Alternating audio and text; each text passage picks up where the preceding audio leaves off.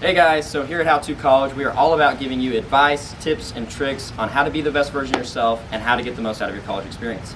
So thanks for tuning in. Stick around for some good content. So today we're gonna have an awesome interview. We're gonna be talking about the transition from high school to college. And we're gonna be interviewing Swan. He's a university professor, and he's gonna give you guys tips and advice on how to improve your college experience. So with that being said, let's go. Let's go.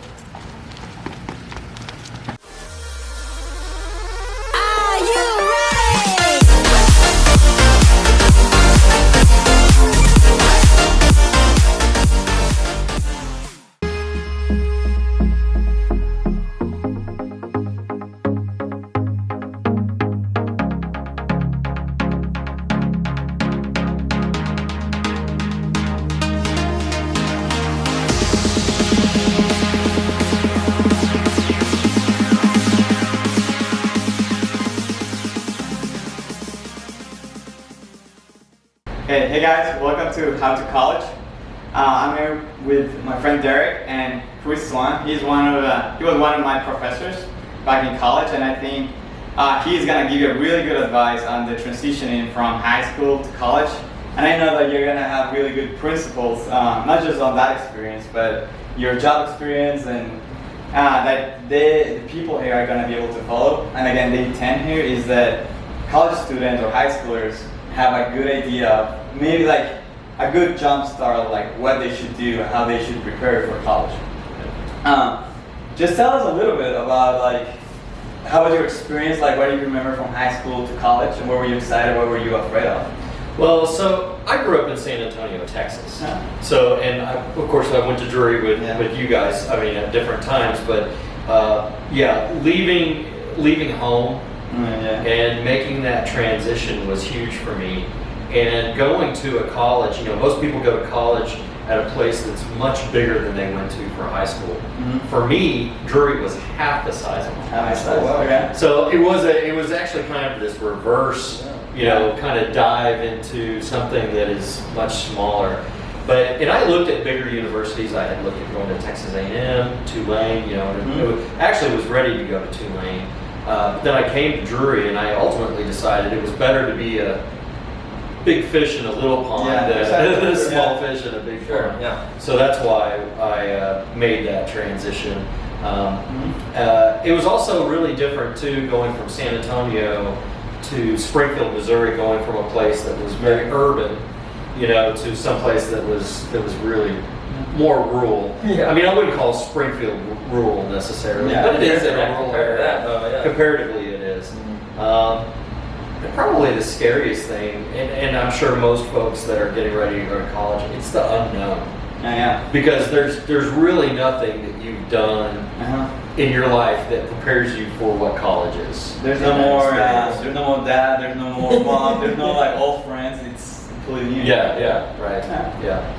So I think I can relate to that. When I came here, I came from a big city. So Springfield was a third of the size. So eventually the first month I was disappointed, you know, because I was like, oh well, we're in the big building. Yeah. So I can kind of relate to that. And I know you there you were 10 miles away from Drury. So It's much smaller, It was a lot smaller. But looking back at that, what do you think should be like? What are the like tips that like any college student or high schooler should do to get prepared to college? Like you're in the summer, you're like a month away to finally, you know, travel away from your parents and your old friends. Yeah. What do you think like college, like a high schooler should do? So I've had a lot of these conversations lately because, as you know, my oldest daughter just graduated last month from high school. So it's kind of been weird, you know, in thinking about these questions, and then also the conversations I've had with my daughter, you know, as she's gone through that transition. But one of the things that seems universal, both when I think back when I was making that transition and then seeing my daughter, is that as a person, you are never smarter than the day you graduate high school. You know, when you're at that age, you kind of have that feeling that you are smart, you know it, you know, and I promise you, every day from that day forward, you realize how much you don't know. how important it is to really open your mind and kind of take a step back and realize there's a whole nother world that's way beyond the four walls of my high school that I've never seen before. And to be able to open up your mind to that. Yeah. I think, and then, in terms of things that, as you're leaving high school that you need to think about is one, as you're looking for a college, that you have to remember that that's an investment. Yeah. Going to college is not necessarily a given or something that you are, have to do. It's an investment in your future.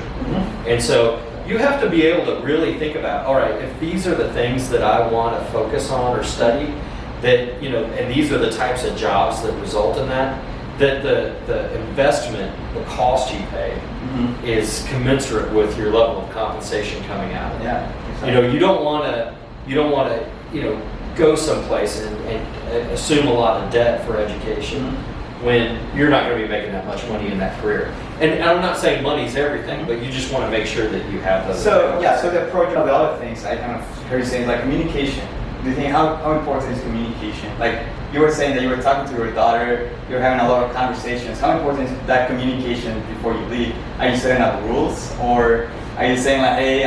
Well, I think what it is when you're at that age, when you believe, because at that age you're invincible, right? Nothing's gonna happen. Nothing bad's ever gonna happen to you.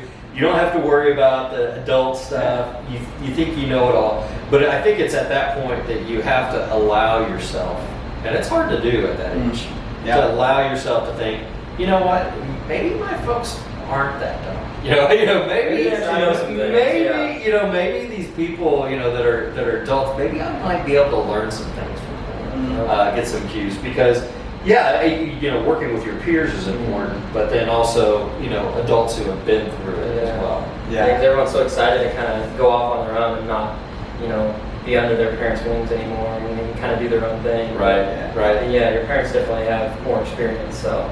So there comes, but what do you think, like, I'm pretty sure there are things, like, maybe also your experience that you wish, like, oh, I wish I could have been more prepared on knowing this. Well, I think also for folks looking at colleges is to make sure that they visit the school, right? Yeah. And then that there's a lot of things that the colleges will do that summer before you start that are immersions or orientation type days, and it's so important to, I think, participate in those.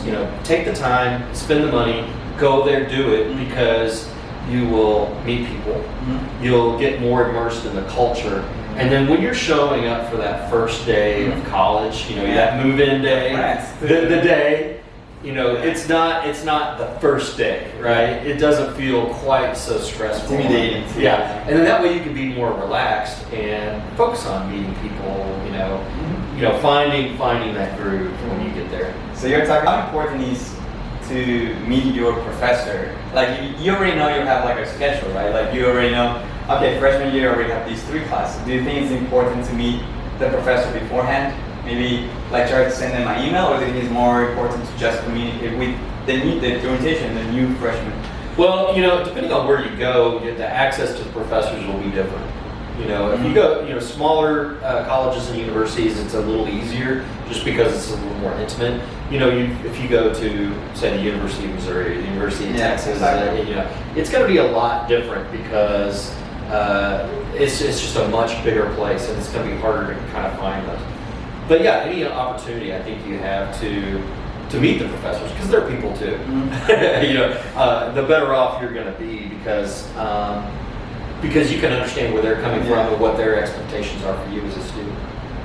Is there anything that a college student should definitely, freshman year, you had your first week, something that you should avoid to do? Like something that maybe you should definitely not do for you to screw up your first week? Oh, I think your first week there, particularly for folks that are introverted, is force yourself out of your dorm room or whatever it is, and force yourself to go meet folks. For some people, it's really easy. They can go out, meet people, and do all that kind of stuff. For others, it's not so easy, and that's okay. I'm not saying you have to be like that all the time, but that first week, really push yourself to go out there, to attend events, Yeah. right?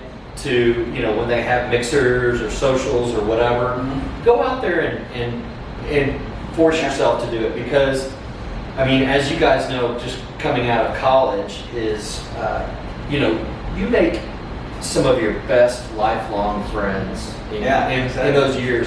And college is that time where you really have an opportunity because you're not with mom and dad. Anymore. So you have that opportunity to really figure out who you are as a person.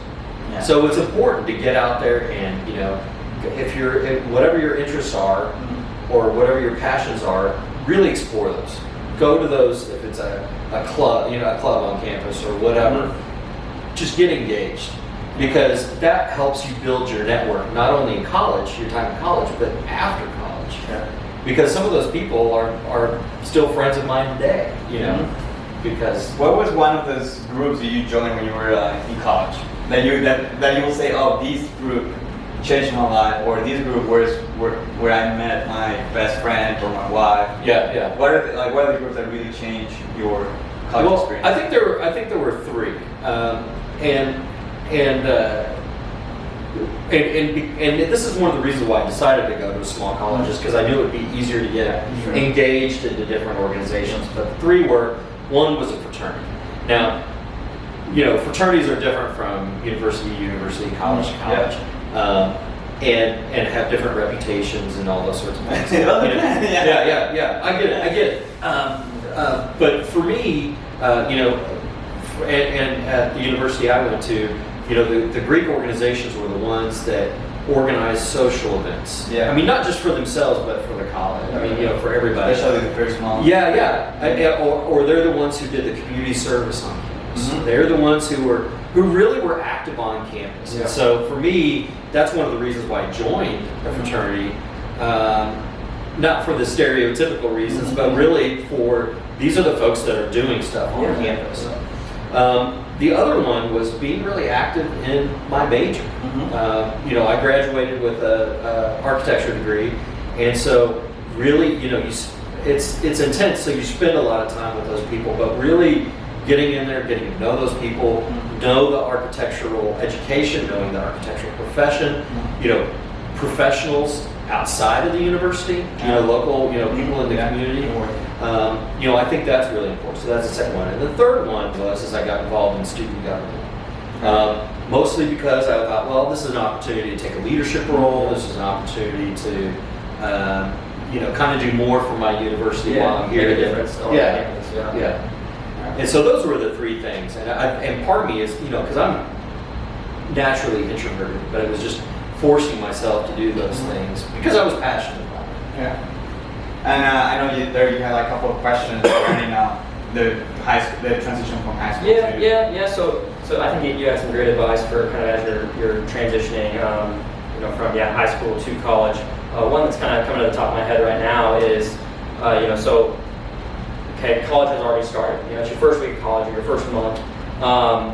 What are some of the things that at least you, being a professor and also a student in the past, that you have noticed, put students ahead as far as either, striving more and being a better student in class, or getting more from their experience and their overall, just time in college, getting more out of college? What are kind of some of the things that you've noticed? I think the two biggest things I've noticed, both when I was at college and as a professor, is the students who do the best are the ones who are curious and engaged when they're in class. It's so easy to, you pulled an all-nighter the night before studying, you stayed out like a too late partying, whatever the case may be. But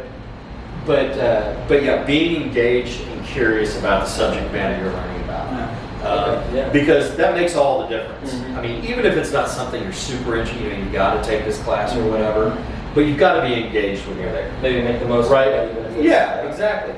And then the other thing is just, and this is true in life in general, is just show up.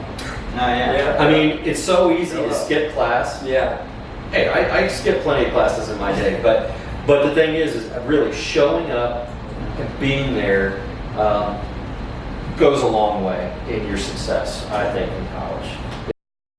Hey guys, thank you so much for watching part 1 of the best tips and advice of how to transition from high school to college.